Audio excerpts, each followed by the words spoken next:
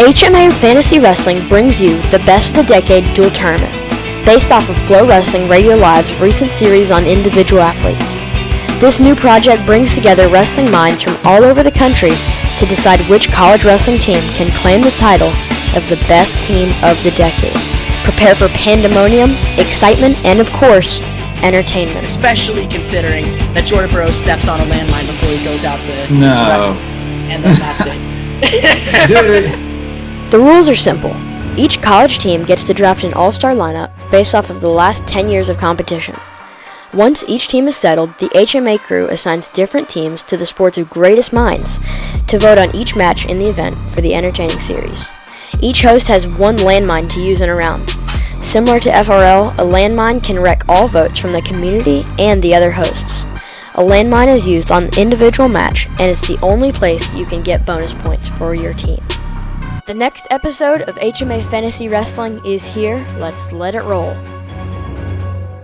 What's up, everybody? Welcome back to the second episode of our all-decade duels from HMA Fantasy Wrestling. I am joined here today again and always by Sam Herring and Jude Swisher. How's it going, Sam? I'm doing great, man. I've had a good day of work and stuff, and I'm ready to take my break and get going talking wrestling. How about you, Jude? Awesome. Dude, I'm doing fantastic. It is a cold, wet Wednesday afternoon here in State College, PA, but I am excited to, get a couple more rounds of this all-decade duels going. So, Jacob, Awesome. what's the weather like in North Carolina? Sunny, man. It's sunny. It's real nice. I'm looking at my wife and my dog sitting out in the backyard studying. It's the same.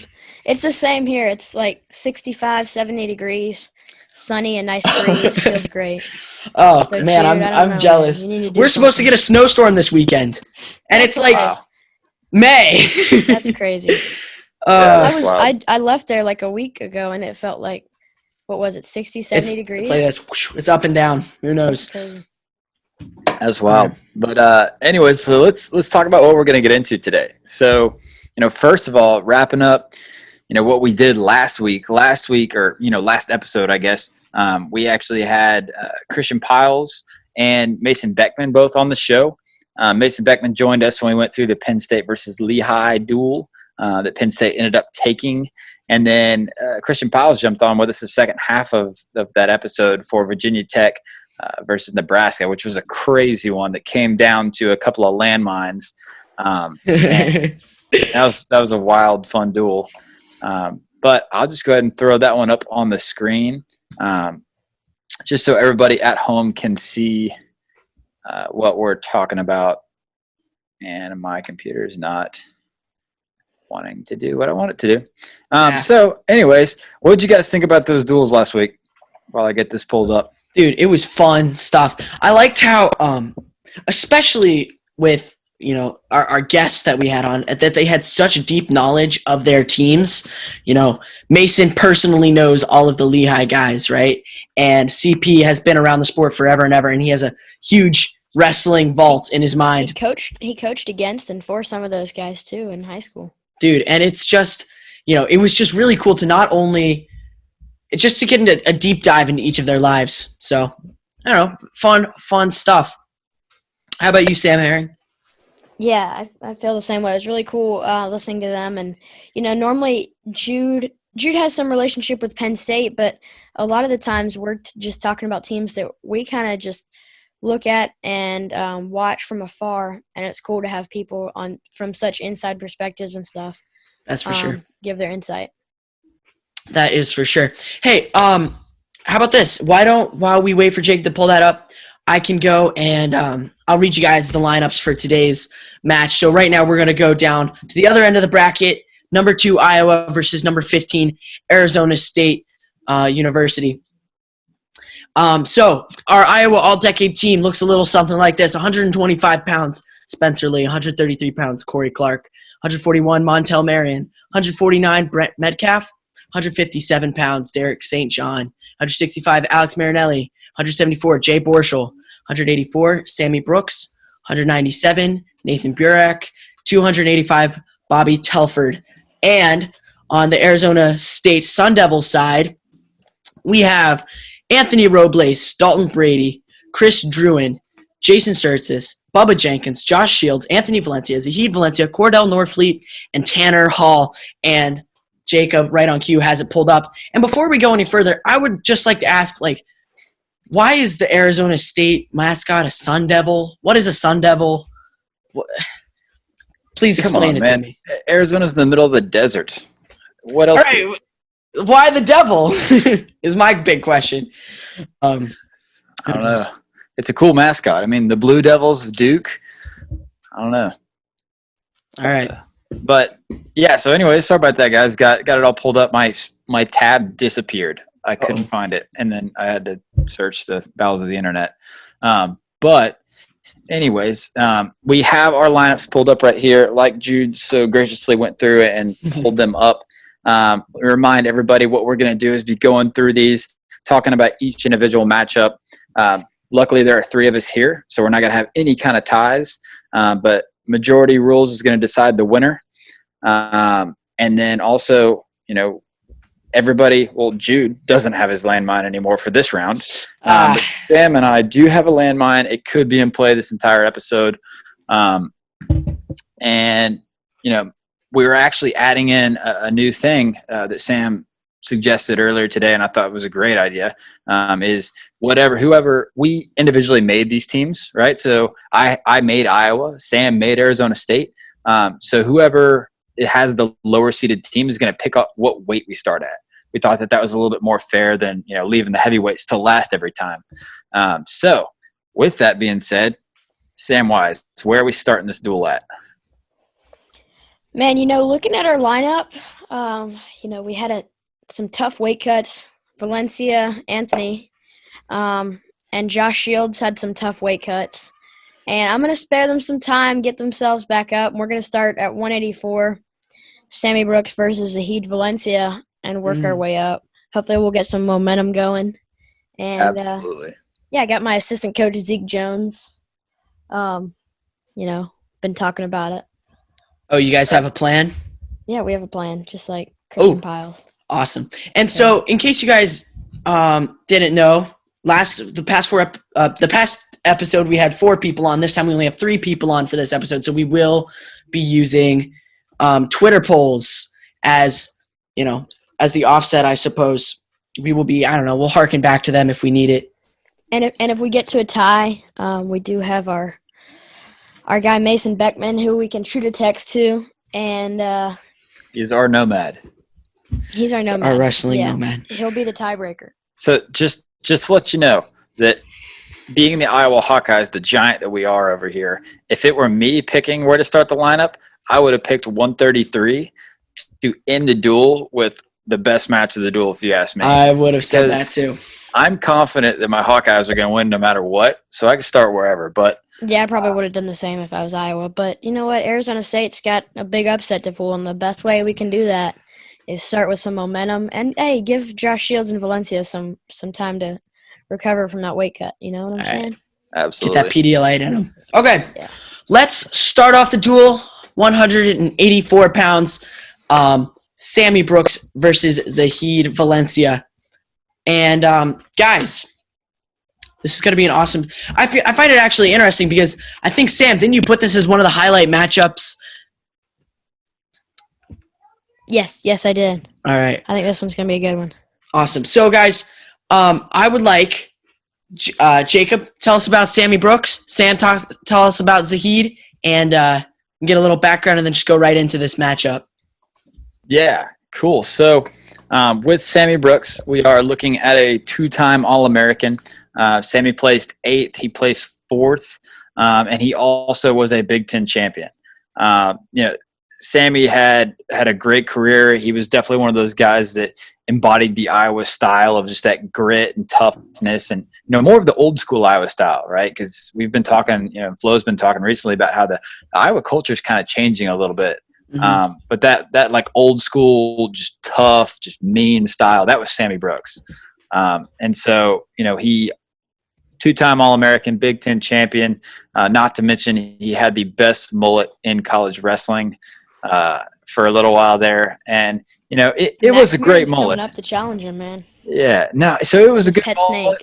snake. I've seen better, but that's a good idea. They so who said that they like apparently passed down this snake at Iowa? That's Max's. I heard it was Sammy Brooks's I know. before.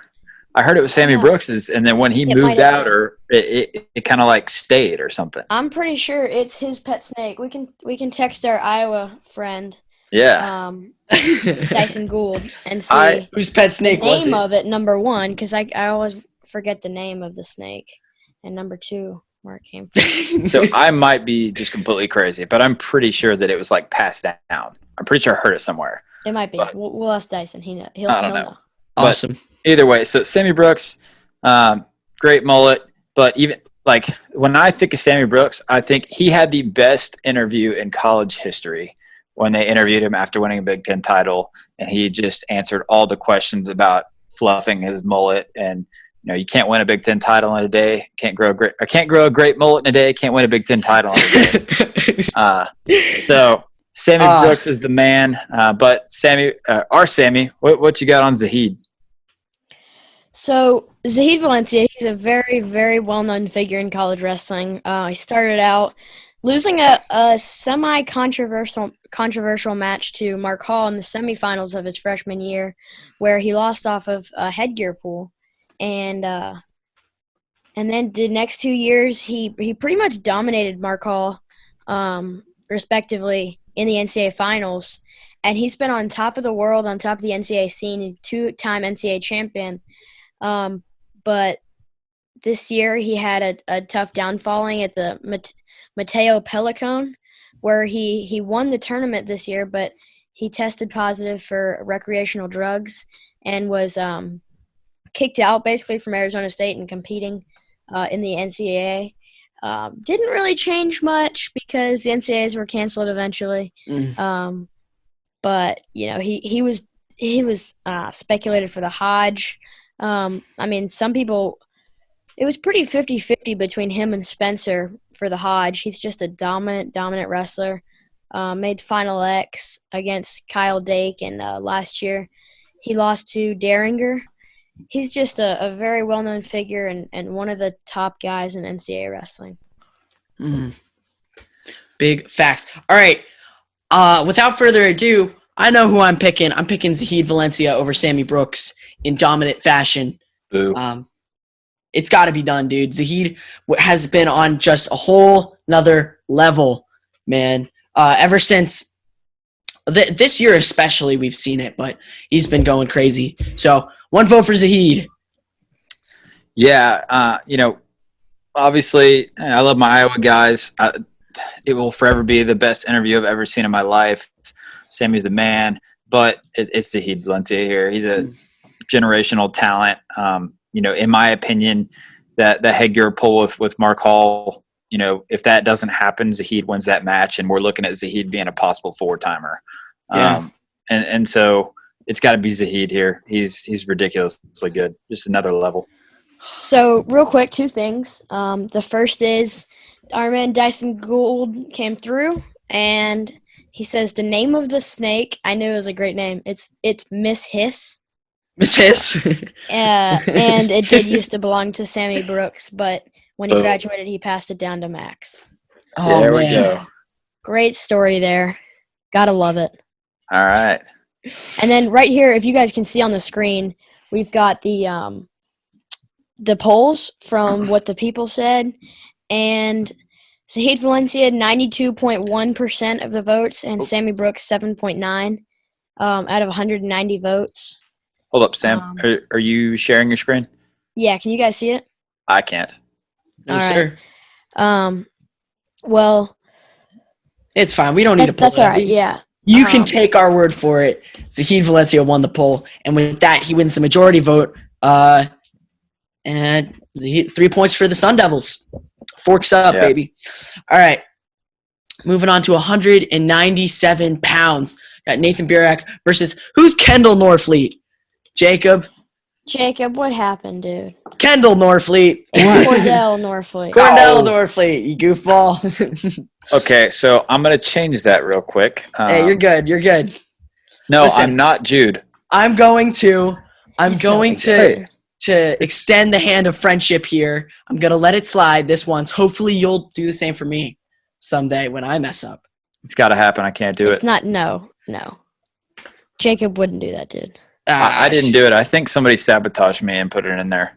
I'm not the only person with access to this doc. Oh, what are you And we accusing do me? have, we do have a Jude Swisher on here that is notoriously bad at spelling. Not true. And he even has a troll on Twitter about how bad he is at spelling. So I'm pretty sure That is so funny, though. this was an inside job. First of all, that is hilarious. Well, okay, How you got a troll before me, I do not know. It's because I'm an easy target. You know, they hate to see you on your feet, man. They love to see when you're down. Okay, so I don't know no, who that is. the Could real that be your dad, Jude? I know it's not my dad because my dad was tweeting him while he was tweeting me. So I don't know. No, that see, eliminates it.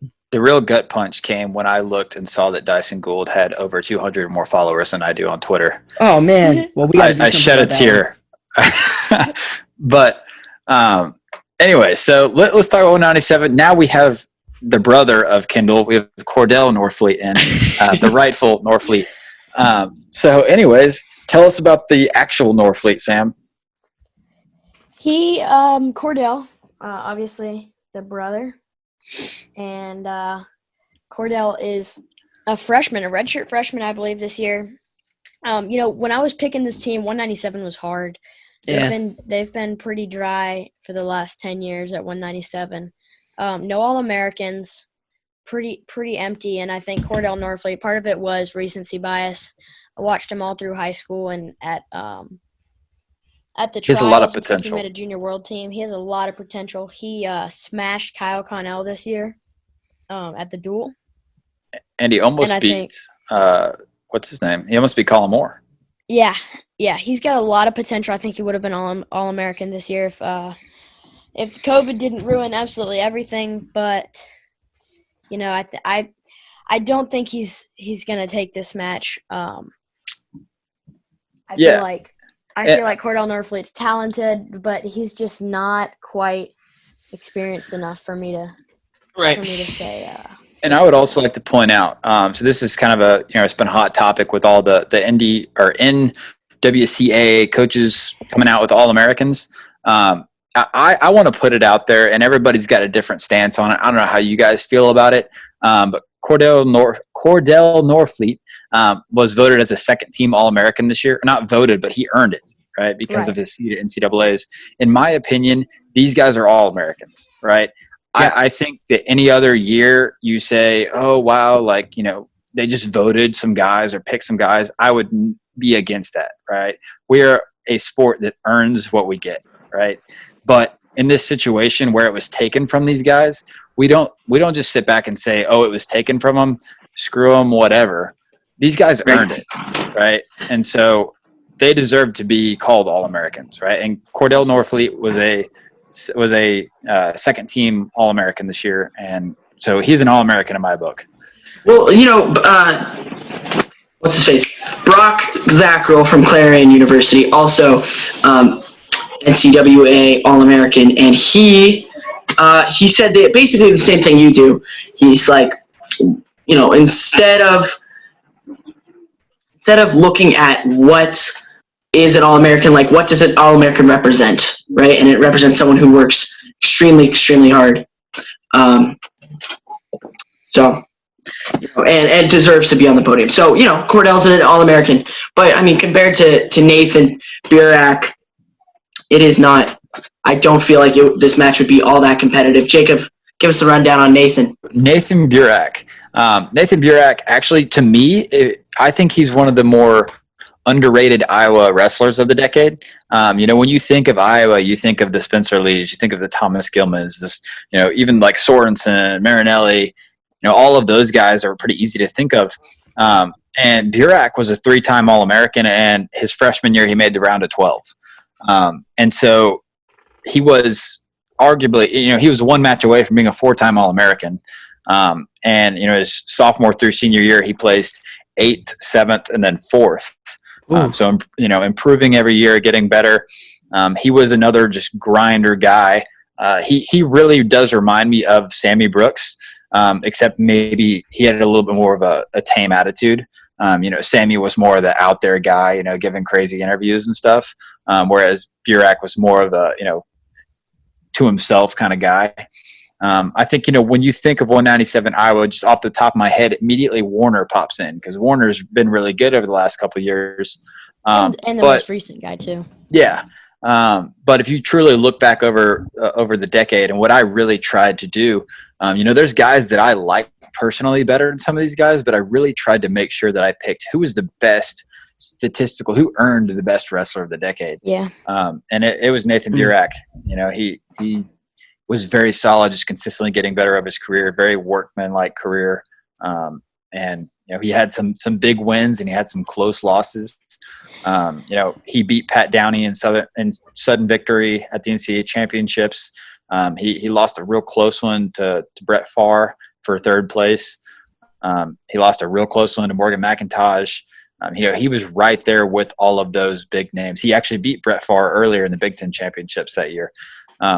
So right there with all those guys. And, for me, personally, he's the better guy at this bout. I'm taking Nathan Burak. I'm also taking Nathan Burak for all those reasons above. And that makes 3. I'm with Burak. That makes 4, right? I believe that the Twitter poll has Burak taking this pretty handily. So Yeah. Unanimous. Let me check real quick, and we can pull up the exact numbers. We've got, let's see, 197. You got Burak, 74.7%. And then Cordell Norfleet's got 25.3%. So fairly close out of 237 votes. I don't know why, but this one got way more votes than every other one. That's a lot of votes, guys. Like, this is really fun. It's really cool. It was 2 hours ago, too, that I posted that. I will say, the support we're getting on Twitter from this, just people hey, I really like the thing that you guys are doing. It's real cool. We're getting, Michigan is retweeting this. We're getting Princeton making their own all-decade team. Attention. I want all of them to know too. This is just something we're doing for fun. This is something we have time. We're hanging out doing this. It's something cool for everybody to listen to. This wasn't like a publicity stunt. Nope. This is just. It's really flattering the support we're getting. So. Amen, for sure. bro. Dude, they're talking about us on FRL. That's pretty cool. Yeah. Pretty cool. But, so. Jumping down to 285, we have a guest coming on a little bit, so we gotta make sure we keep going. As much as I'd love to talk to you guys all day, 285, jumping down here for me. I'll start it off just because why not? I'm already talking. For me, this is where I was very conflicted for Iowa, because if you look back over the decade, there's been a couple of really good heavyweights over the decade, right? We had Erickson, man. Erickson back in 2010. We had Telford was a 3-time All-American.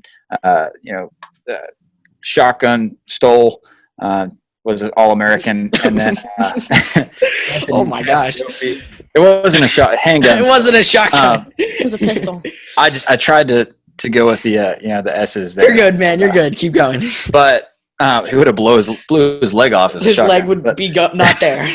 It'd be one leg Stoll. But we had Big Tone. It was a All-American this year.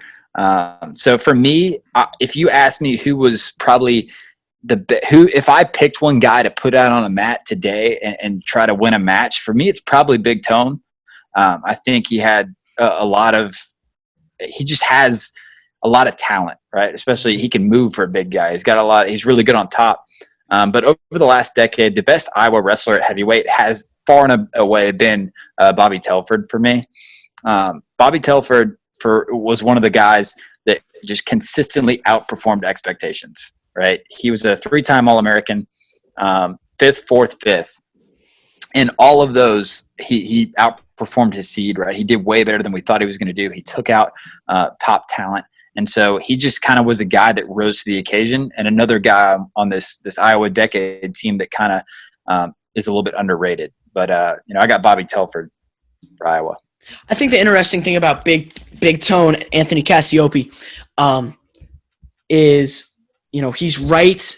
I think his peak is going to be really, really high, especially because he's he's right there with some of the most dynamic heavyweights we've ever seen in Gable Steveson and Mason Paris.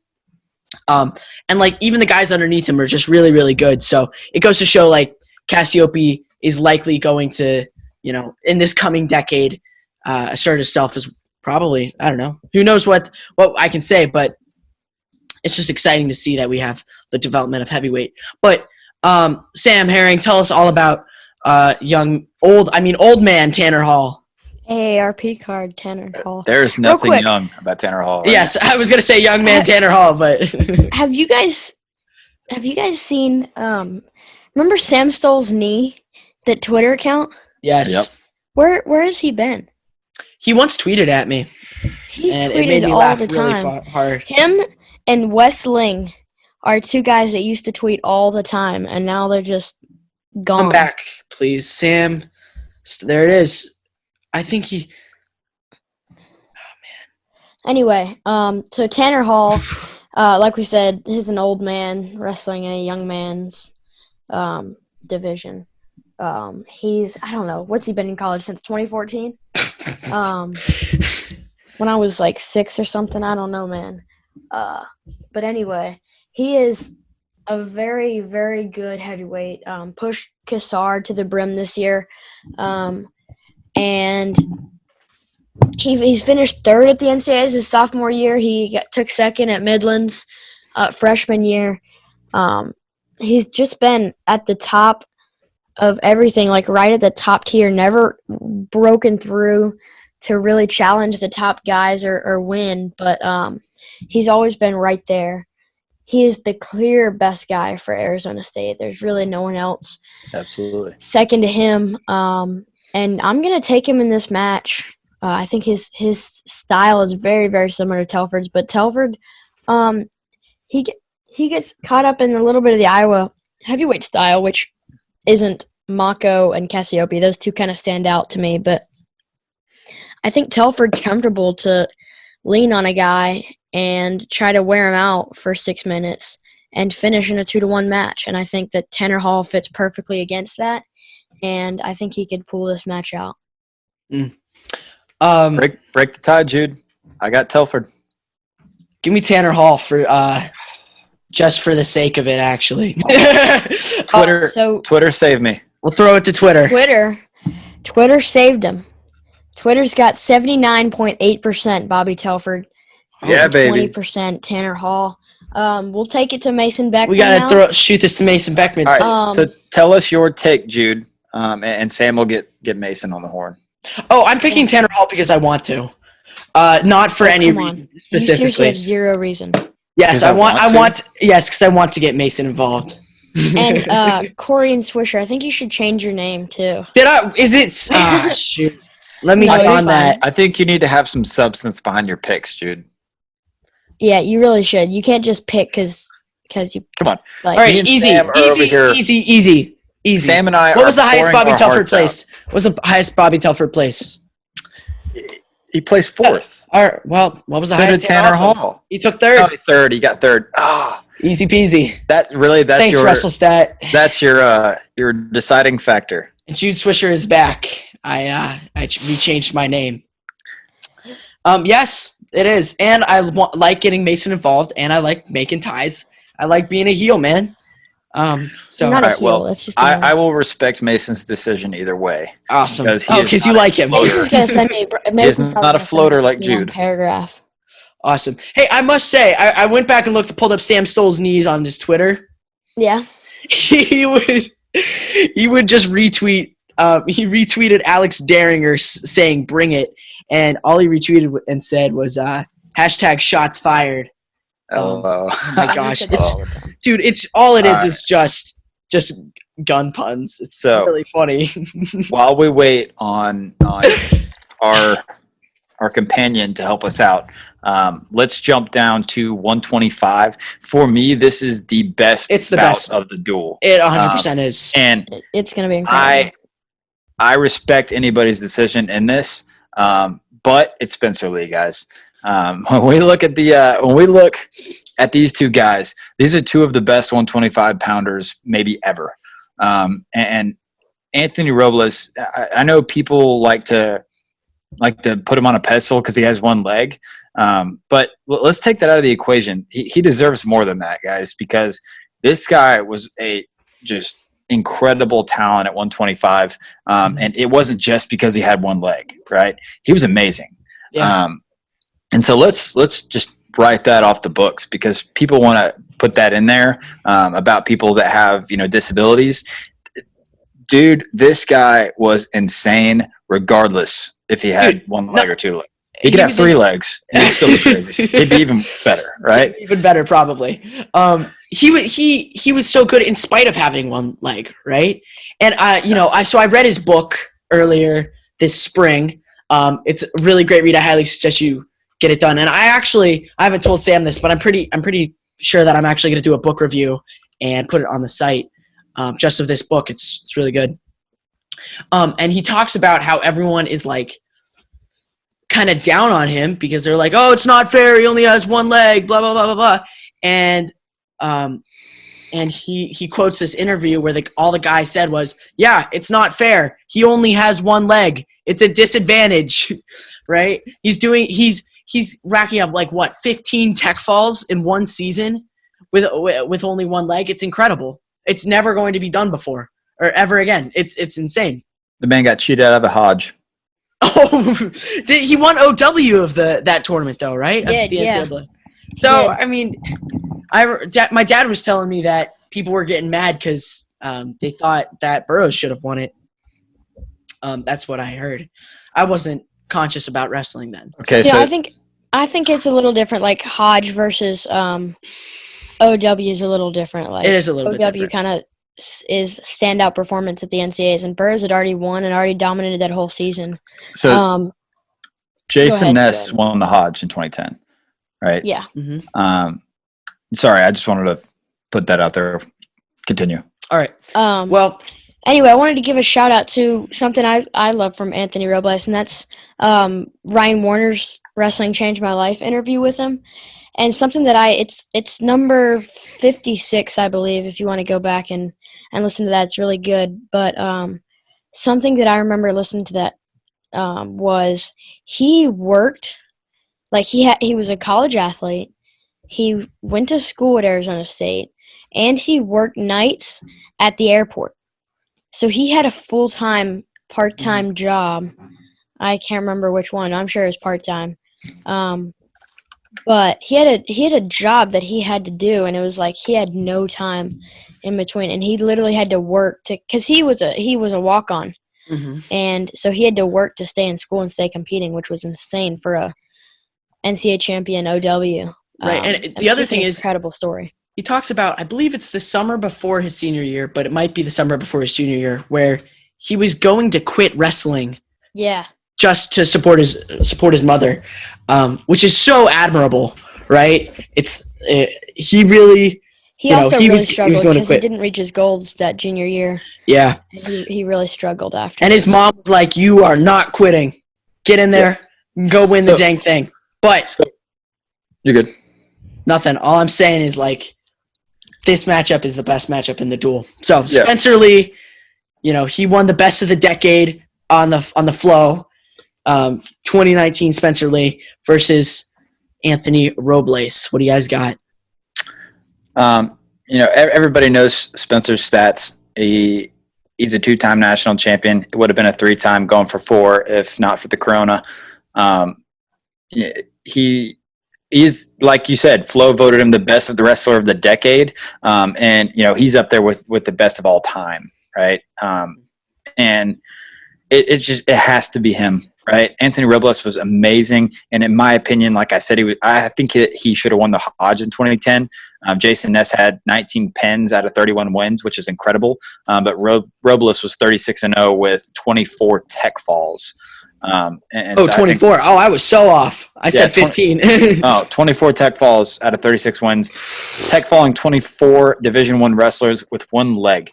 I think that's amazing, and I think that he should have won the Hodge that year. But unfortunately, I just in this matchup here, I don't see – you hardly ever see anybody take Spencer down.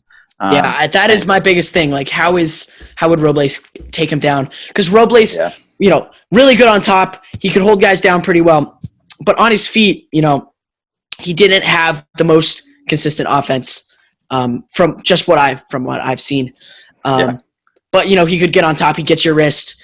Yeah, it's over. So I don't know how he would necessarily score on Spencer. But that being said, like, Robles was a really incredible, defensive wrestler too. Like, Matt McDonough didn't take him down, right? Yeah. So I don't know. How would you see this match playing out, Jacob? So I think that this is really weird to say, but I can see both wrestlers turning each other. I'm not saying that's how the match goes, but I could see it going both ways. For me, the match goes, first period's either 0-0 or Spencer gets in on a late takedown to go out to a 2-1 lead. I see Spencer turning Robles as long as we get Spencer on top, right? Because Robles could pick neutral or top. But if Spencer gets on top, I do see a Spencer turn. I think that a Spencer turn is a little bit more real. It's a higher chance than a Robles turn for me. But it could go either way. So It's I don't see anybody that we get a matchup that is so, like, both of these guys are just so supreme on top. It's interesting that we would get that matchup because basically whenever they got on top of anybody, they would get back points the entire time. All right, guys. What do you see, Sam? Robles does not get turned in this match. He did not get turned in college. I don't know, man. Ever. He was so good. Spencer is not a leg rider. Okay. Spencer does not. He's a tilter. He is a bar, and you can do that to Anthony Robles. But Robles is so good at that sit back, turn in, where he kind of just like shrivels up and faces in. And that fits right into Spencer, where he goes hard chop. He would just chop right in, and Robles would be able to circle out. And the next thing is, have we seen Robles struggle on bottom? Not really, especially in his best years. Spencer, have we seen him struggle on bottom? Never. We have. We have, dude, against Seabass, right? 2019, he really struggled that year. And this year, he never really had much competition to have that problem. But, man, against Seabass, made him struggle. He wrestled pitch and inning and got ridden for a while. I think that Robles has a much, much better chance of turning him. I'm still going to take Spencer because of this. Wrong. Spencer's go-to is – on the turns. Spencer's go-to is what? In neutral. I mean, he's got that dump or that fireman's. Yeah. Yeah. A fireman's carry. I was going to say. So, he shoots to what leg? The left leg. The left. Oh, it's not. Yeah. He shoots to the left leg. Robles has doesn't matter. He can dump it. He has a left leg. Robles does not have a right leg. It fits perfectly into his dump. It does. I would say if it was the other leg, I don't know. I don't feel comfortable saying that. It's like if it's the other way, like then it would work really well for in Robles' favor. But since it doesn't have a post, I don't know. But so Robles was really good at he kept low, right? He didn't really let people shoot underneath of him because he's so strong and that he. That's exactly what Spencer was so good at, though. Is he gets his head right in the pocket of like a collarbone neck area. And he's able to put that in and get the guy up by driving in. Like if someone's driving into you and you plant your feet, you're going to go up. And he is so good at doing that he can drop into a fireman's dump. He's so good at that. And that's the only reason I'm taking Spencer. It's just the what if of like, you got to think Robles would not come off of his knee for anything because he knows if he would that Spencer's underneath of him shooting. So are you taking Robles, dude? You're sure sounding like it, dude. Every time I was backing Robles, Jacob as long was as you back it up. Now I'm backing Spencer. And okay, I love Anthony Robles. I just don't. The biggest thing for me is I don't see how he takes Spencer down. So, and turn him though. He certainly could take him down. Oh man, that is tough. I'll just. We're going. Anthony Robles. I'm picking Robles. I think that Robles would be really good on his feet defensively. I think he picks top. I think, he exploits. You think he picks top on Spencer? I'm saying, I don't think he can take him down.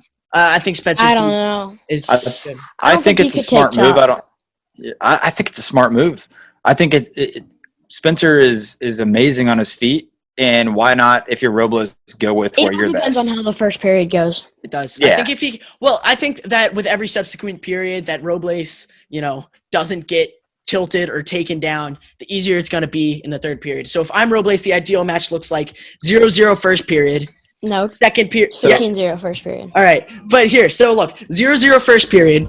Second period, Spencer choice. Spencer will take, I don't know, doesn't matter. Whatever Spencer takes, do whatever you can.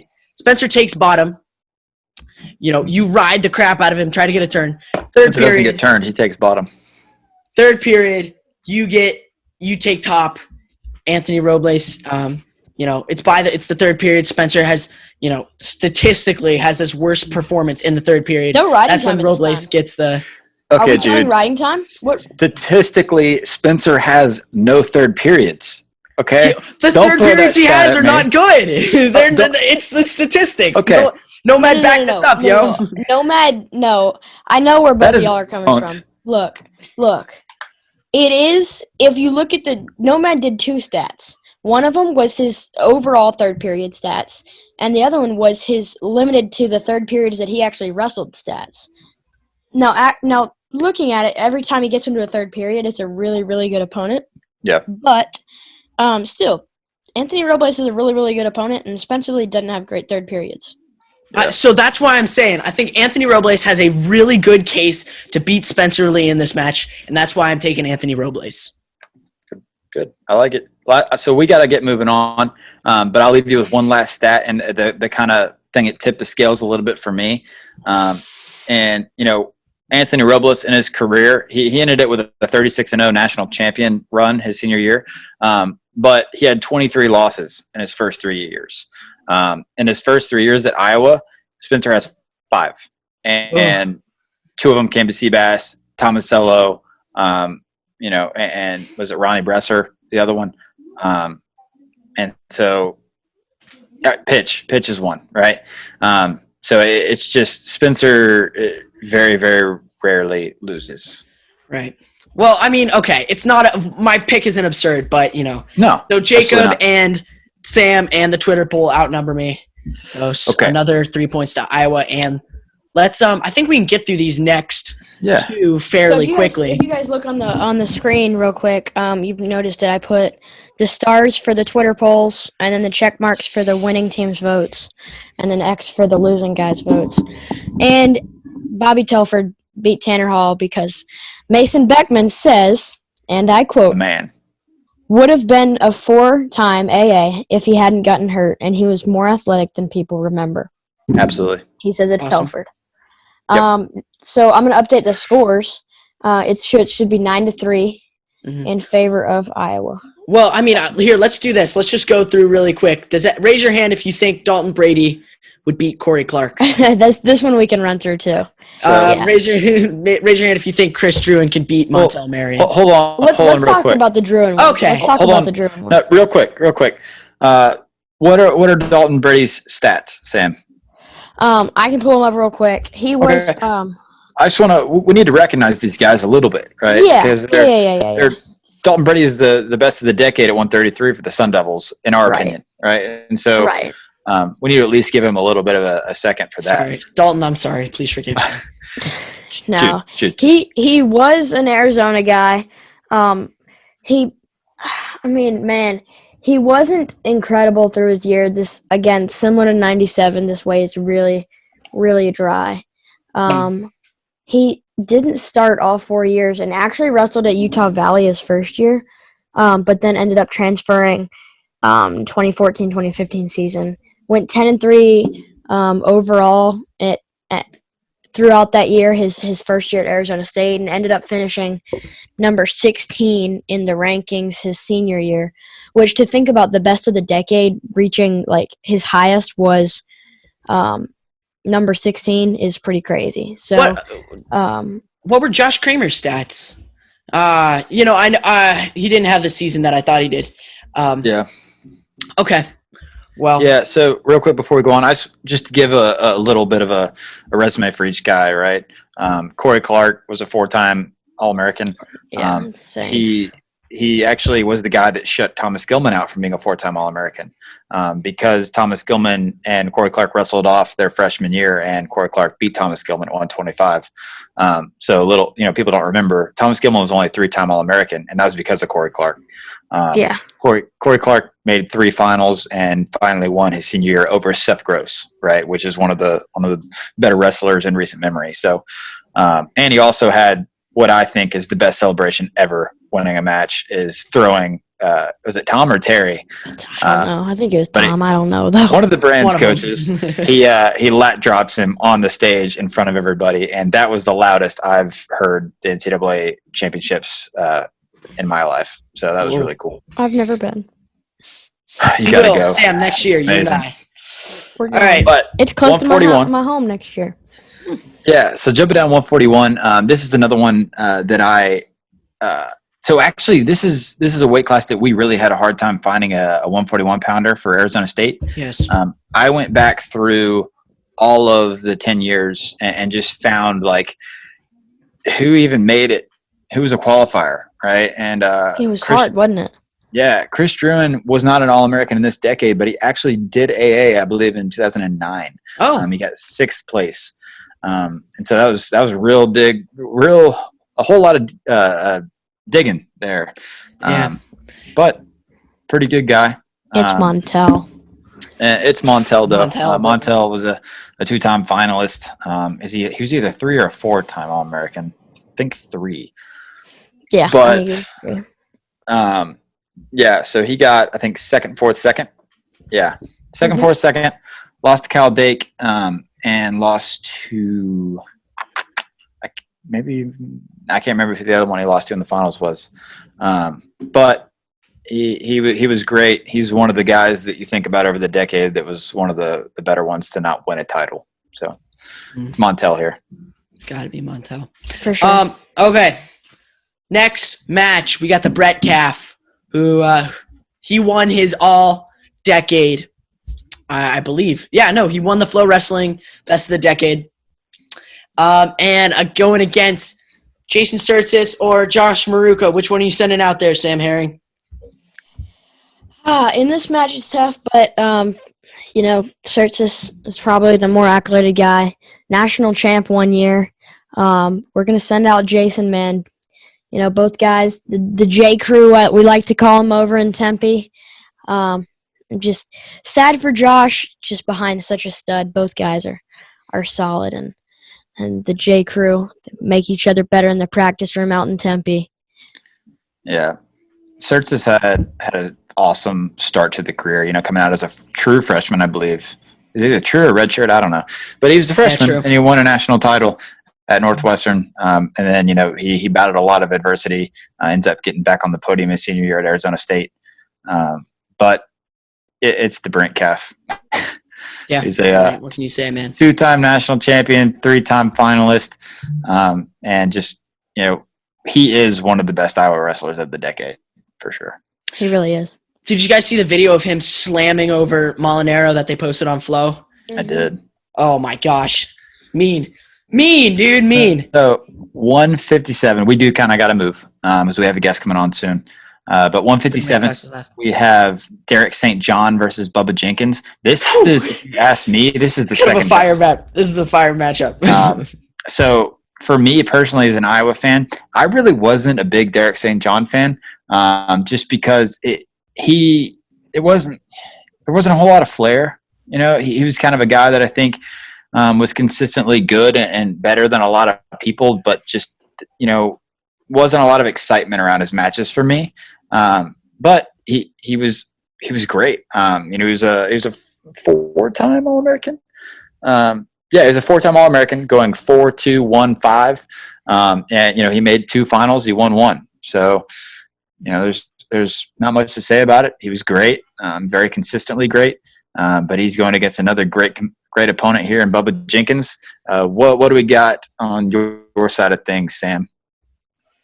I mean, everybody knows Bubba Jenkins pinned David Taylor in the NCAA finals in that cradle. Iconic figure in the wrestling world. He's such an entertaining guy and very, very credentialed. I'm actually going to take him in this match. I think he's way too athletic for Derek St. John, and I think he out wrestles him in this match. So I'm going to put a stamp by Bubba Jenkins' name for me. Dude, he super ducks him all day. Super ducks. Yeah, he's so slick. And looking at the Twitter poll, we got 63% for Bubba Jenkins and 36% for Derek St. John. So that's another vote. That's streets. So I'm actually going to go with Derek St. John here. Obviously, it's 3-1. So obviously it's 3-1. It doesn't matter. But I think, like I said, he's a little bit boring for me to watch, but I think the consistency is there, whereas it wasn't as much for Bubba. And so I'm going to pick Derek St. John, and that's not a sympathy vote. Yeah, well, I think that if we're doing like the best version of these guys, I think when Bubba was on, dude, he was on. So I will take Bubba. People don't remember very well that Derek St. John was in the finals when he got second to Kyle Dake, and that was a match. Or I believe it was like a 3-2 or a 2-1. I was there. It was a really good match, and so he's a lot better than people think. 165 though. We have the Bull now, Alex Marinelli from Iowa, versus Josh Shields, and these guys have wrestled several times. And, I think everybody listening knows these two guys and knows that, I'm taking Alex Marinelli. He's AA'd every year so far. He's going to be a 4-time AA next year. And he's won the head-to-head matchups. What about you, Sam? Same. I also, this is boring radio, but give me Alex Marinelli, dog. It's really not hard. What can we say? 174. Last matchup, bro. This is the last matchup. Jay Borschel, Anthony Valencia. Real quick before we jump into this, one guy I want to shout out from Iowa is Ethan Lofthouse. Ethan Lofthouse wrestled he All-Americaned at 197, 174, and then 184 in that order. Oh my god. 97, 74, 84 is incredible. Whoa. And I couldn't fit him in. But he has to be. I couldn't fit him in, but he has to be noticed. That's amazing. All-American in 3 different weight classes, and in that order: 97, 74, 84. He's all over the place, man. Gee. Yeah, but Jay Borschel. Rashid, though, what did he go? 65, 97, 84, 84. Yeah, but anyways, we got no time. So 74. Jay Borschel was a national champion in 2010. He won a national title by defeating, I think, Mac Lunas. Who was an undefeated guy, undefeated number 1 seed, hadn't been taken out in the whole year. Jay Borschel is my pick at 174. No disrespect to Anthony Valencia, but it's not the same level. Anthony hasn't had that same level of consistency. He did take down Mark Hall, I believe, twice in the duel this year. But, it's got to be Borschel. Yeah. Put the stamp. And the Twitter fans say that as well, and that closes out the duel 24-6. That about wraps it up, guys. I hope you guys tune in to the next one, which is going to come right after this, after our break, where we bring on a special guest. You guys wait 30 more seconds, and you'll figure out who that is. Fantastic. So, Iowa moves on. Iowa moving on. Hopefully, 24-6. We'll get some good matches. Missouri, Michigan, they get the winner of, and we'll see who they got next. So awesome. Stay tuned, y'all. Bye-bye.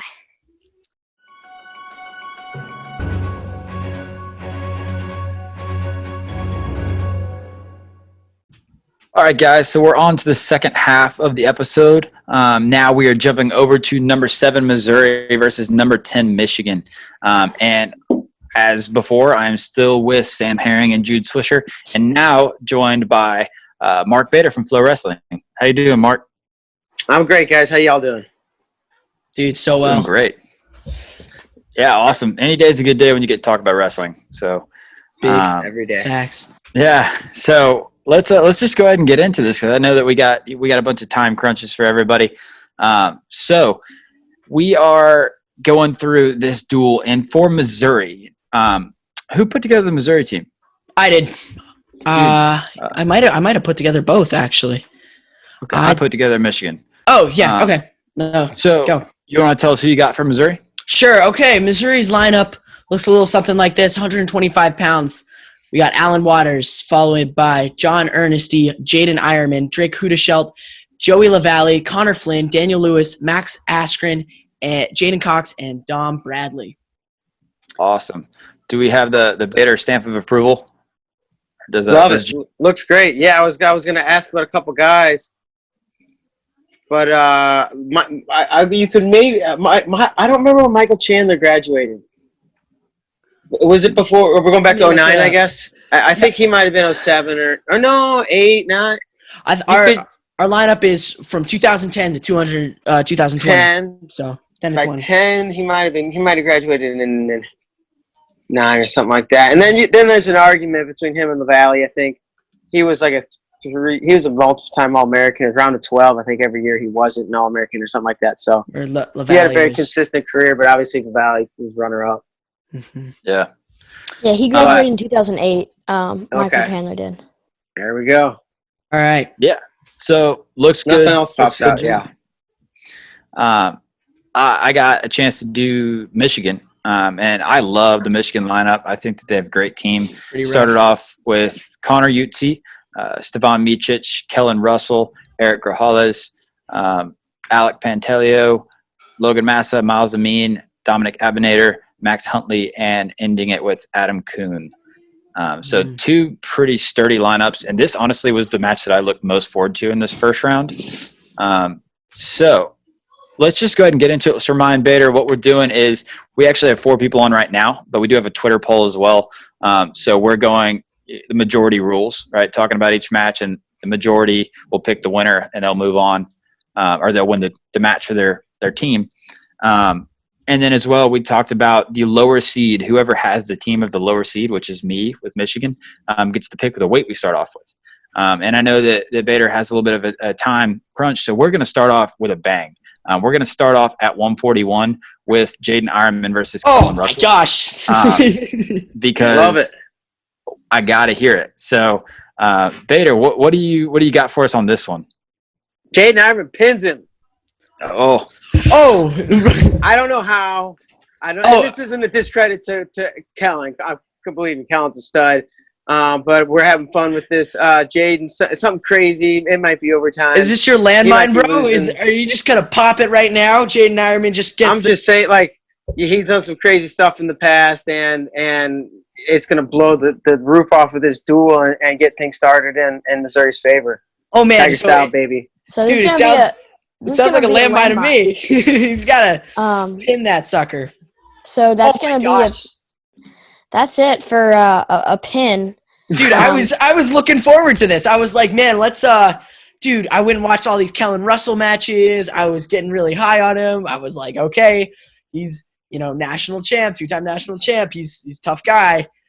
And then Ironman pinned him. Well, here's the thing. They might wrestle 10 times, and maybe Kellen wins 5, 6, 7, 8 of them. But for whatever reason in this duel, Jaden catches him. What's he get him in? That's going to be a cradle or some crazy wild stuff. I don't know. It's that leg riding drape over cradle. And that's hard to say because bro. Kellen's so good and never got out of position and, always won all these close matches. So it's a bold prediction, but that's what I'm saying happens. Oh, my gosh. I love it. Oh, right off the bat. Let's clarify. So everybody has a landmine, right? So this is Bader's landmine. What is it? Landmine just means a pin or what? So landmine means that if you use your landmine, you just decided that match. Nobody else gets a vote. You guys didn't tell me that. It's the you guys got to explain the rules before we start playing. I'm taking my ball and going home. So a landmine is the only place you can get bonus points too. Everywhere else is just a decision unless you use a landmine. I think this was a pretty good use Looking at this is like he's the underdog.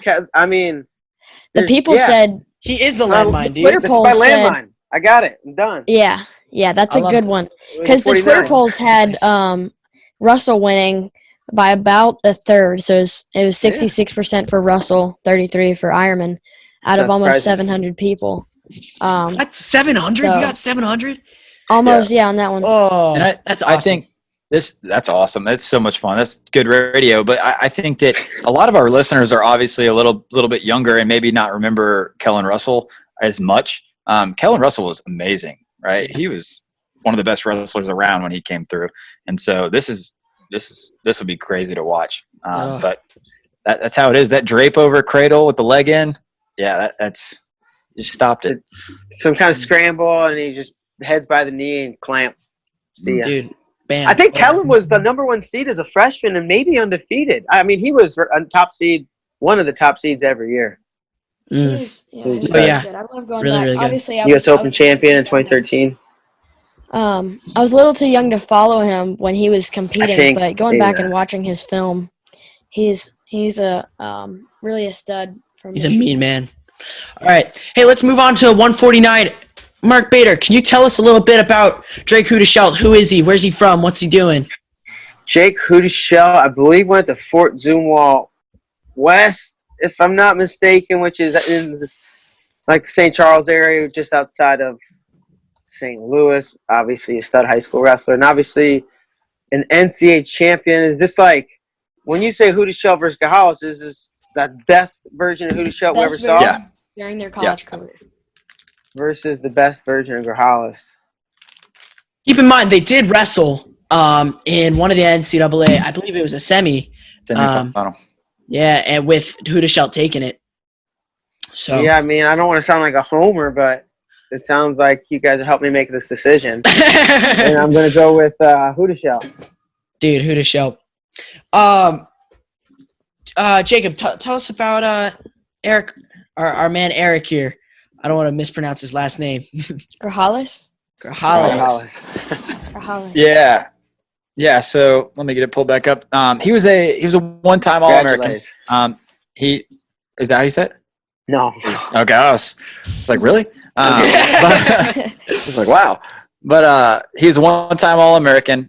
He got third. He kind of came out of nowhere, really, for that third place, right? Because not All-American at all, and then placing third, right? He'd always been really good. He just kind of issues might have been gas tank. It was never a talent issue. I don't think. It was kind of some other things. He's always really good. He was like a high seeded guy, right? Yeah. He had an epic match with one of the Alton brothers, where they both were so talented, but both kind of gassed, and it's amazing. Yeah, and I thought it was pretty cool that, just basically not Aing, and then just third. That's a big jump, and I thought that was really awesome. But at the end of the day, it's Drake Hudeshelt for me, NCAA champ. I love the Missouri Flo film from 2015 NCAAs. Just watching, because there aren't many of those where you can follow a team around for the weekend, especially a weekend like NCAAs. And watching Drake through that weekend on that Flo film is really, really cool, especially the way he ended up winning. I just love going back and watching that every once in a while. But yeah, I'm going to take Drake as well. In 2015, man, he was a hammer. Obviously, he knocked out Grajales in the semis. I think it was that the year before that he knocked out Grajales. I'm not sure. I don't know, but I know he has the win over him. Because I know, actually, I think that was that year because I feel like he lost in 2014 in the semis. So I'm not really sure, but yeah, I'm gonna go with Drake. Jacob, do you have Drake as well? I do. All right. It's unanimous. Yes, sir. And the people, I think, have him too. Fantastic. People have spoken as well. So 157. This is actually a matchup that we've only seen once, I believe, but we saw it in freestyle. Joey LaValle ended up taking the match there over Alec, but oh yeah, I just watched that today. But folk style is a completely different animal, and when we talk about folk style, from the Michigan point of view, I'll say Pantelio was a 3-time All-American. He was around a 16 as a freshman, got 6th, 5th, and 3rd. Continuously getting better every year. He had really epic battles with guys like Hidley. Where I think he actually took one from Hidley, right? Yeah, he beat Hidley for 3rd. And so, he was just a model of consistency, continually got better right there with the big guys, and never able to punch through, to make a final, but always right there. Really and tough guy. 3-time All-American. What about Joey LaValle, Mark Bader? What can you say? NCAA finalist. Came back the next year and, struggled a little bit. So I guess, a higher peak, but not quite as consistent, right? Mm-hmm. Yeah, that's true. So I'm going to go with, since it's the folk style match, I'm going to go with Alec Pantaleo, even though LaValle won in freestyle. But I went and watched the match today, and LaValle actually was losing, gave up the first takedown, then forward him in the second period, and Pantaleo had to try to go get one late and ended up giving up another 2. But without the 4, it would have been really, really close. So I think that in folk style, I think Pantaleo would take this match. So 1 vote for Alec Pantaleo. Yeah. For me, it's also going to be Pantaleo. I think that, like you said, same thing with the freestyle match. He kind of, obviously you earned that 4, right? But, it could have went either way there. In folk style, it's a completely different thing. LaValle was great. Only made the final that 1 year. That was the only year he All-Americaned. And whereas Pantaleo was consistently up there with the elite. And when LaValle made the finals, obviously Dylan Palacio, amazing wrestler, but Palacio knocked off the 2 seed, so kind of cleared a little bit more of a path for LaValle to make it. And I think that if you take the best version of each folk style wrestler while they're in college, I think that Pantaleo takes that one in a close match, though. Mm-hmm. Sam Herring, who you got? I'm with you. I think Pantaleo is he's so solid with his strength and technique. He kind of stays strong in his wrestling, and he's a little bit more recent, so I have a little bit of recency bias, and just watching him compete on the international stage and also wrestling on NCAA for Michigan and stuff. I think I definitely take him in this match, but it'd be an entertaining one for sure. And who do we got from you, Mark Bader? Sam, it's your recency bias. The rest of you guys are crazy. I got my Tiger, Joey LaValle, taking out the big, strong Alec Pantaleo. He just gonna find a way to get it done. It might not be the prettiest match, but he's gonna step up and make it happen. So looking at the polls from Twitter, you got 71% for Pantaleo, 28% for LaValle, and LaValle. I call him LaValle, like a lava lamp. But so Pantaleo is going to take this one because of the Twitter polls, and which makes the score 9-3, getting the first points on the board for Michigan. Boy. So. All right. Hey guys, I'm gonna have to split here. I gotta jump into something, but can I give you the rest? You want to hear the rest of my picks real quick? Yeah, absolutely. Go for it, my man. So 65. Connor Flynn, Logan Massa. I'll just run through it. I got Connor Flynn over Logan Massa. I got Daniel Lewis over Miles Amina. I got Max Askren over Avinator. Cox over Huntley. Bradley over Coon Waters over Utsi. And Ernest in an upset over Mičić. Oh, man. Wow, that was pretty easy. All right. Hey, Mark, thank you so much for coming on, buddy. Thank you guys. It was a blast. Yeah, we appreciate it. Keep it up. Keep talking wrestling. Yes, sir. Talk to you later. All right. Love it. Thanks, guys. Bye. Mark Bader, everyone. The man. I love it. I love when you get somebody on that is from the school and talks, and we had both sides of it, right? So we had Mason on the episode the other day where he was on. He's obviously a Lehigh wrestler.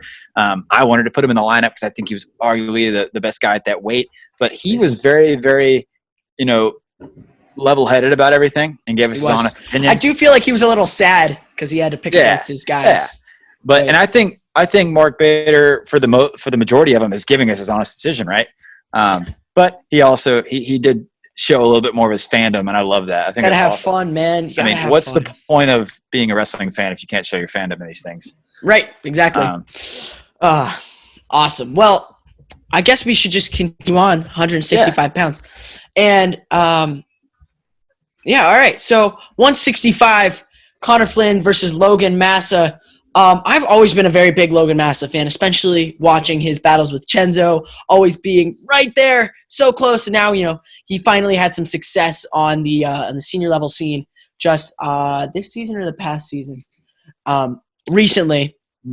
So, and Connor Flynn, he was a conference champ, the MAC, and a good wrestler by all accounts, but I don't think he's Logan Massa level of expertise. So 1 point for Logan Massa.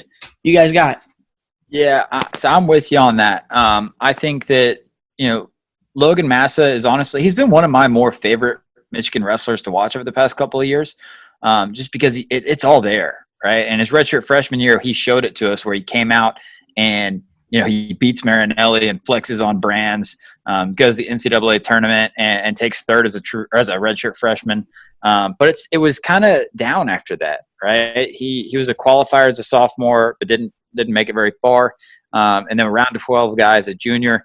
The talent is there. It just hasn't been put together as well as his freshman year.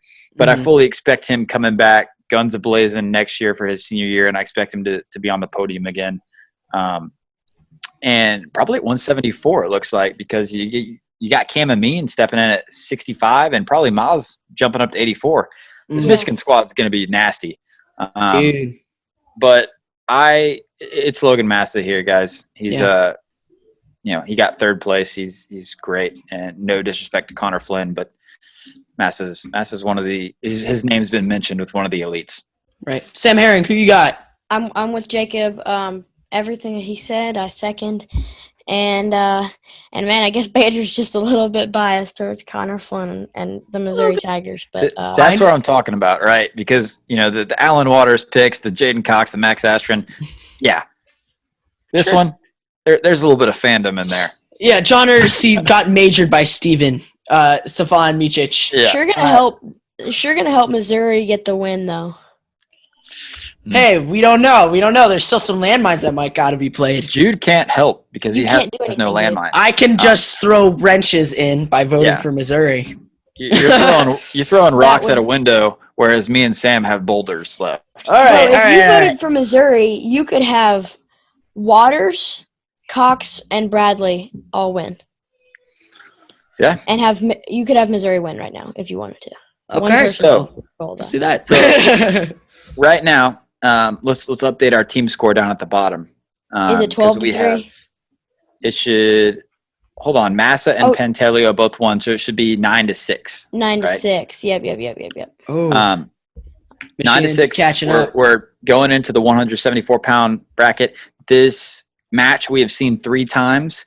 It is Daniel Lewis for the Tigers, Miles Amin for the Wolverines. We've seen it 3 times. It has consistently gone 3 ways for Miles Amin, and I see no other way for it to go. Miles Amin is one of the best wrestlers at 174 that hasn't been talked about as much as he needs to be. Dude, he's a world. He made to the semis of the World Championships 2019, right? Mm-hmm. If I remember correctly. Yeah. Semifinalist. Oh my gosh. Yeah, and I mean, he's been overshadowed, right? He's been overshadowed by the Zahids and the Mark Halls. But let's take a second and let's give some respect to this man. He actually, shout out Miles Amin, just graduated from Michigan the other day, I saw. But he, as a freshman, a redshirt freshman, places 4th and then third. And I fully expect this man to make a final in his next year. I'm pulling for him. He's great, and I want to see him get that recognition he deserves. 3-0 against Daniel Lewis in his career. I'm taking Miles Amin. I am also going to take Miles Amin. I've been really high on the Amins. They are so tough. Just right there against Mark Hall, year in, year out. But here we go. I'm taking Miles Amin. That's 2 for Amin, and I'm going to go with Amin as well. I think he's earned it. I mean, voting for Lewis, you'd have to really just have a landmine unless. Now, so I do want to say, there is a road for Lewis, right? And right, absolutely. We all know what it is. That cradle, man. that cradle, man. He could catch anybody with it. as Not he showed even the untouchable Zahid Valencia, right? when he caught Zahid Valencia and pinned him in a cradle. So it can happen, but overall, That night was the night of all nights for Penn State fans. When he got pinned and then Penn State smashed Ohio State. yep. Oh, yeah. Do you remember that, Jude? I do. I look back on that time fondly. It brings a tear to the eye sometimes. I remember where I was. I was in Wildwood, New Jersey, and we were watching it in our Airbnb, and everyone was going nuts. I had a ridiculous Ohio State fan with me, and he was dying. It was fun. Good. Yeah. Stuff. Huh. So awesome. It's So 9-9. that one makes it 9-9. We move on to 184 pounds, where national champion Max That's when we Askren can go is going to quickly take this on one. Dom Abinator, the Italian stallion. So How Jude, many tell us Italian about. stallions did you see Kassar posting him with Rocky, and he was like, one of us is the Italian stallion, the other one's just some statue. Yeah. Yes. Oh, dude, that was the Kassar post. Yeah. All right.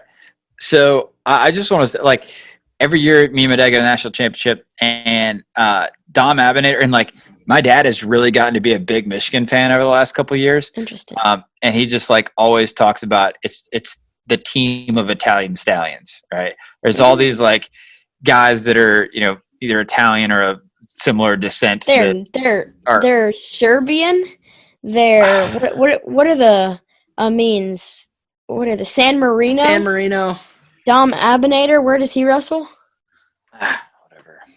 Dude, who knows, man? They're not Italian, bro.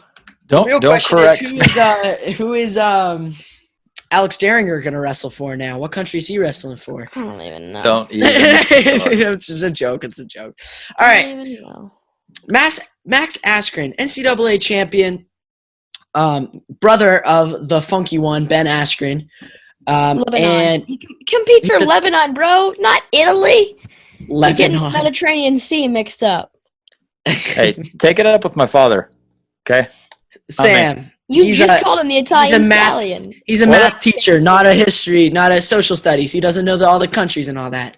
All It's right, okay. grammar tutors. Whatever. All right.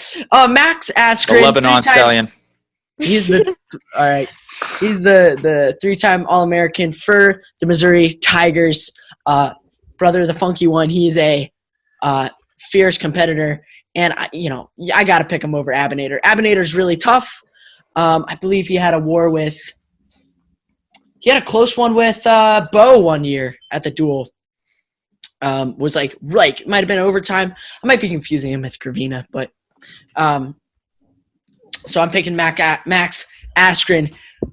Jacob Hughley, who you got, my man? So, for me, it's Max Askren, right? He's a national champion. He was dominant that year. Dom Abinator, while he was an All-American, he failed to All-American in his first 3 years and took fifth.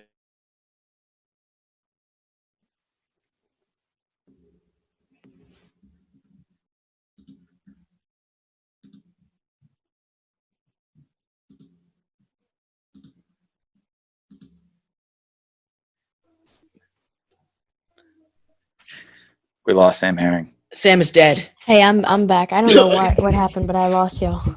He's alive. So who you got, Sam? I got Max Askren, man. Just NCAA champ from Missouri. Solid wrestler. Dom Abinator's probably the weak link on this team, if I had to say one. And then Max Askren, NCAA champ, kind of exposes that pretty well. So, in a normal match, you'd be getting bonus. Thinking about that, I wonder how different these duels would be going with bonus points. But just looking at it's Max Askren. We can move up to 97 now. Oh, this one is not going to be pretty. This one's not pretty. 197, Jaden Cox versus Max Huntley.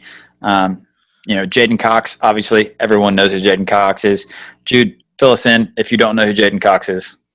Jaden Cox. Put this in the HMA if you don't know who that is. All right, that's it. I'm off the team. I forgot all my Jaden Cox facts. No, guys, he's the hardest person to score on. He's the slipperiest fish in wrestling. He beat David Taylor with a broken ankle. Fish. I thought it was his knee. Wasn't it his knee? No, yeah, you're right. It was his knee. He was taking down David Taylor with a hurt knee. Cox is transcendent. He breaks the matrix, and I'm picking him here over Max Huntley. The fish. He called him a fish. Yeah.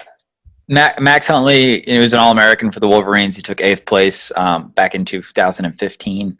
But a one-time All-American does not hold a candle to the amazingness of Jaden Cox. Olympic third, world champion, third, world championships third. If you've been living under a rock, Jaden Cox has won the last 2 world championships and went unscored upon this year. And he is the man that is going to take out Sadulayev. Whoa! Jaden Cox is going to man, that's going to be an awesome match. It's going to be great. But I'm sorry, man. Jaden Cox is going to represent. I see that man. I just lying can't there crying. Why is he crying, Jacob Hooper? Oh my gosh! I know why he's crying, but you probably don't. Do you have the updated picture from the year after where it was the other way around? Hey, no, Jacob, I'll pull the plug, dude. This is a patriotic podcast. We do not. Look, I am a huge. He's taking a break for now. Put him in timeout. We are not listening to this man's this Soviet sympathizer, communist Russian, blah blah blah. It's Jaden Cox. He's not losing to Sadulayev.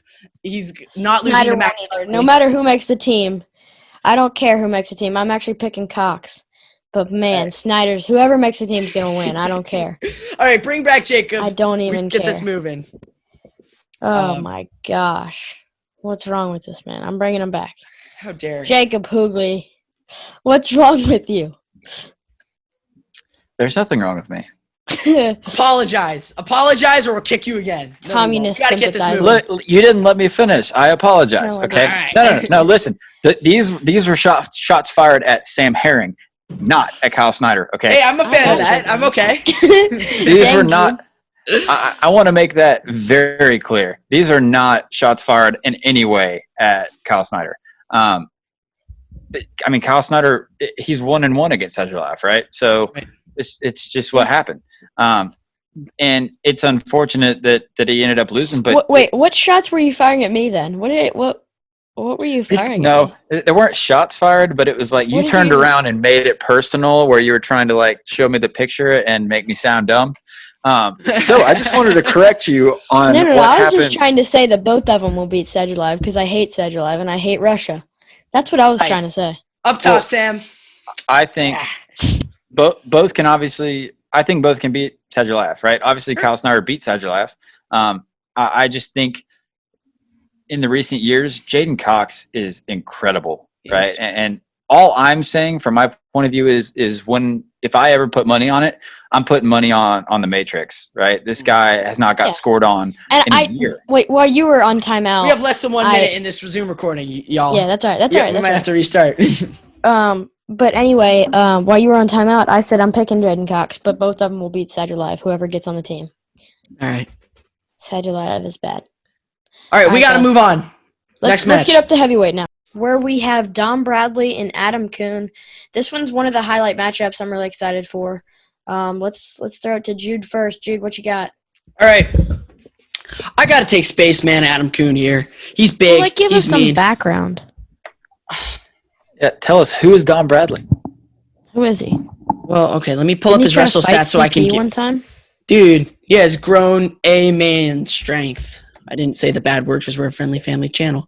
Let me see. Let me pull up his wrestle stat. And as if you would. What do you mean as if I would? You said because we're is that really your reason? Like if we weren't a friendly family channel and if you weren't on the channel, would you be saying that word, Jude Swiffer? No, sir. Okay. I would not. Okay. How about this? While I'm pulling up the wrestle stat, so I don't want to get anything wrong. Yeah, go ahead. So I'll jump in and talk about Kuhn. So Adam Kuhn, 3-time All-American, where he was second, third, and then second again.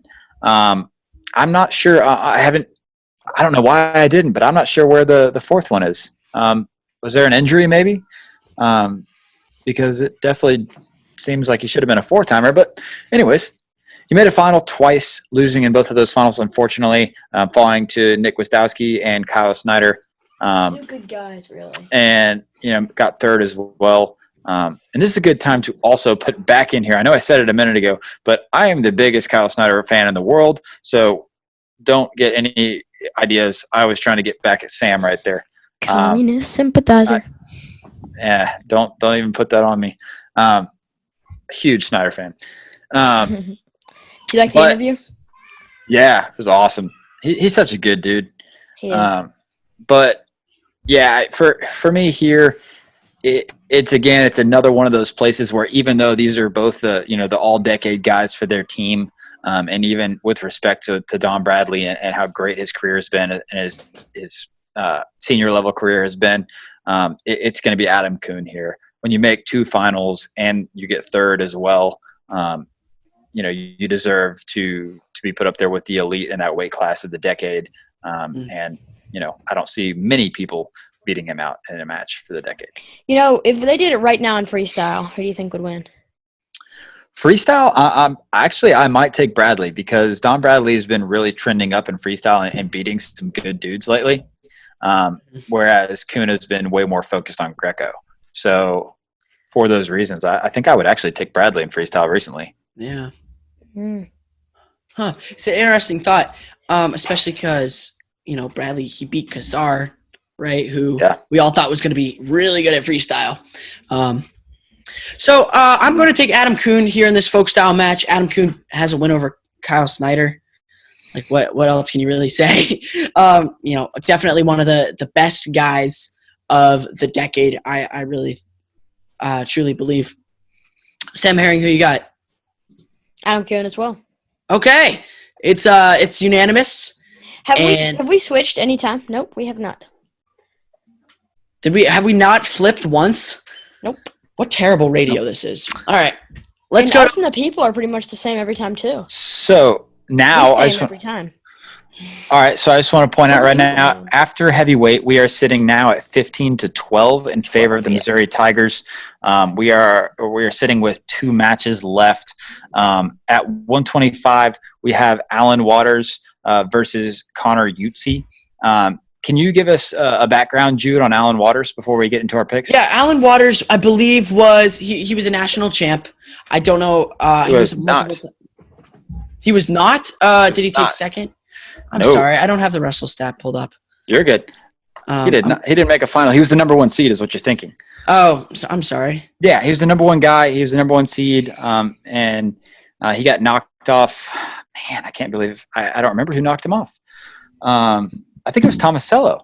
Yeah, it was Nathan Tomasello. Was the year that Alan Waters was the number 1 seed, and Tomasello came out and won a title as a true freshman. Took out Waters in the semifinals. Please, somebody look that up and make sure I'm correct. But I'm pretty sure that was it because I'm pretty sure that Tomasello took out Waters. 2015. In one semifinal. It was the semis. Yep, 4-2. We lost. Yeah, so you guys I was. Remember me talking about that Flo film? That's on there. Sad. It's a sad moment. The Missouri one. So I remember that. I'll tweet that. I remember that because I was there. That was one of the first ones that I went to, and that was one of the coolest. I'm not humble brag. I'm not bragging, but that was one of the coolest semifinals like rounds or matchups that I remember. Because on one side you had Tomasello taking out the number 1 seed in Alan Waters. On the other side, I don't know if you guys remember, but that was when Moisey pinned Thomas Gilman. Yeah, I remember that. So that was a wild round for the semifinals. Wow. It was crazy. Part of why Tomasello won his national title. Yeah. Well, who knows? Gilman beat Tomasello. Yeah. So, that's what I'm saying. Yeah. Anyways, so Alan Waters, fantastic wrestler. Do you have the stats pulled up, Jude? Yeah. So WrestleStat only goes back to 2014, which is a shame. But he took third as in 2015. He redshirted his senior year. So he was a true freshman, went all the way through, and then his senior year he took a red shirt and came back for a 5th year as a redshirt senior. Really tough guy. The thing is here in this matchup, he actually beat Connor Utsi I believe, at least 3 times. Once in the Southern Scuffle, but at the 2015 NCAAs, he beat him 7-0 and 4-0. I don't even know if that's possible. Okay. That might be a mistake here. Well, yeah, so let me refresh the page. It's a mistake. I just want to jump in right here before we go any further. Alan Waters was great. He got 3rd and 4th or 3rd and 5th. But he did beat UT in that NCAA match and beat him once or twice before, like you said. But I want to say a little bit about Connor Ute. Connor Ute was a 2-time All-American. He got 5th and 6th. And both of those years, he was either not ranked or ranked seated very low. So he was a complete surprise in both of those years. He was a guy that just was a gamer, and he was the Mr. March before Chip Ness. I don't know if you guys remember that as well, because that was kind of a while back, but yes, he was Mr. March then. And he was great. And that's why I see him doing that again. And my landmine is going to be used on Connor Ute, who is going to revive his Mr. Marchness and take out Alan Waters in the 125-pound match. He's going to catch Alan Waters. Oh my gosh! And stick him on his back for the pinfall for the Wolverines. Mm-hmm. Okay. Wow. That's impressive. Oh my gosh! You're trying to get the win for Michigan, bro. The Wolverines are going to pull out this duel. That's it. It's decided. Off the back of Connor Ute. So then it goes to 18-15. Shall I say off the back of Alan Waters when Connor Ute pins him? Oh my gosh! Wow. So, oh man, who saw that one coming? Ute, guys, I don't know if you remember watching his matches or if you've seen a whole lot of them. But man, he was just wild, right? Wild and crazy and just freestyle, and it's just fun to watch, man. And while Waters did beat him a couple of times, Ute was a 2-time All-American, was great, and this is absolutely not out of the question for this to happen. I think that it's one of those, like we said earlier, where Bader used his landmine on Jaden Ironman. It's where it would probably go Waters' way, 7, 8, 9 times. But UT definitely has the skill set and the talent to take this match, and he landmines him here to help propel the Wolverines into the next round. So now it's 18-15 in favor of the Wolverines, and you just gave the duel to him. You got Stefan Miocic. It's not over. Off. Well, I think it's over because Ernesti beating Miocic. There's no more landmines. Raise your hand if you think Stefan Miocic is going to beat John Ernesti. I don't know, man. He did. He did. Miocic beat him. He majored him in the NCAA. So, guys, last year. And it's unfortunate that Bader's not on the show right now, because I really would have loved to see his opinion on my opinion landmine. on what? On UT taking out Waters. I bet he would have shaved his head. Yeah. Yeah. So I actually looked through all of the I bet he would have liked matchups. Missouri beating Michigan, though. Yeah. Well, it's not going to happen. It's over. But because here, let's get. Hold on. So when I thought about using my landmine, I looked through all the first round matchups, and I was thinking, where is a guy that really has the potential and is an upset caliber guy, and can help his team win a duel? Like, who's a gamer that can just step up and do it? And there was one dude that stood out to me, and it was Connor Ute. So wow, I'm gonna go watch some Connor Ute highlight videos after this. Great. That's fantastic. All right. Well, so we're getting down to our last duel of the episode, 133 pounds. This is for the. Whoa. What? Hold on. Sam, are you crazy? Sam Herring, what did you do? Landmine. Oh no! 3 landmines, one episode. No, what? Reverse landmine. Now everything's gonna be boring. Missouri Tigers take the win, 19-18. Oh my gosh! John Ernesti is insane, and he rolls up Miocic in a crab ride, gets 4 back points twice in the same match, second and third period, ends up getting the major to win, 19-18 in favor of the Missouri Tigers. How do you feel about that? I wish Mark Bader was here. I thought that I thought it was only 2 per episode. He blew off the cap, and now it's landmine. You can't piece it back together. It's gone. Guys, and now we have no more landmines for the rest of the round. We still have like 2 more to do. But it's okay because I got another surprise for you guys, and you're not ready for it. They hold them off. Missouri wins. Wow. So, okay. Dang. Wow. Where do we go from this? Because you're the Missouri guy, right? I am the Missouri guy. I don't know. So, high five again. High five. Bam. We had a special guest planned for Michigan. Now I'm a little disappointed now that can't happen.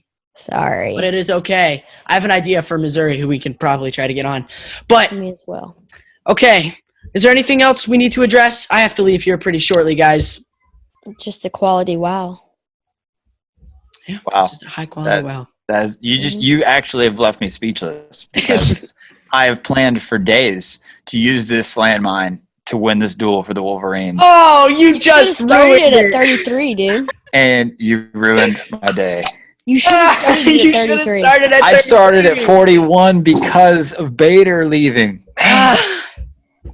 33 would have been fine, though. Oh, my gosh. Because if you started at 33, that means you get Bader on for this. Like, the big one is second. Yeah. I'd say it's 2020. Wow. All right. Well, right. I guess that is what it is. It happened. I can't say anything. You got cradled. You got crab right. You got crab right. You got tilted. I find it interesting that you chose to do it not a pin, but in fact well, that makes it so much better, dude. 19 to 18 is so much cooler. Oh, we're gonna piss off all the Michigan people when we post the results of this. Wow. I'm so sorry. All right. Well, you just broke Twitter. All right, guys. I think with that, we have to end up this episode, and we will bring you the next ones here in the next couple days. We still have many more shows to come. This is a lot of fun looking back at this past decade of these excellent teams. Thank you to my fantastic co-hosts, Jacob Hughley and Sam Herring. No, Jacob Hughley is the host. You're his co-host. Thank you to my host, Jacob Hughley, for coming up with this fantastic idea. Go follow him on Twitter. He feels sad. I feel even more sad now. Give him even a pity follow. I'm sorry. I'm just teasing. Coming on next. Guys, my heart is broken. It's over. Wow. Oh, I'm so sorry, buddy. What are the next duels for next Friday? I guess we'll do it Friday. Oh, man. Okay. So what we've got coming up is, let me look at it real quick. We haven't decided which one the next episode is yet. But we have Ohio State versus Oklahoma in one duel. Number three seeded Buckeyes against Oklahoma, and then we have the number 6 seeded Minnesota Gophers against Illinois. And then after that, we are probably going to have in the next episode Oklahoma State versus Wisconsin, and Cornell versus Edinburgh. And then it's on to the quarterfinals. And then it'll be on to the quarterfinals. Our landmines will be revived, and I'm coming for Sam Herring with everything I have. Oh, man. Oh, it's getting spicy. All right. Guys, I have to go, but thank you guys so much. Fun times. Hey, Jacob. Bye-bye. We're going to release the next one on Monday. So we're going Friday, Monday, right? Yeah. Oh. All right, so that's it, guys. Thanks so much for listening. And until next time, maybe Jacob Hughley will get me back, but we'll see. I'm a conniving little fella. You are. See you guys. All right, bye.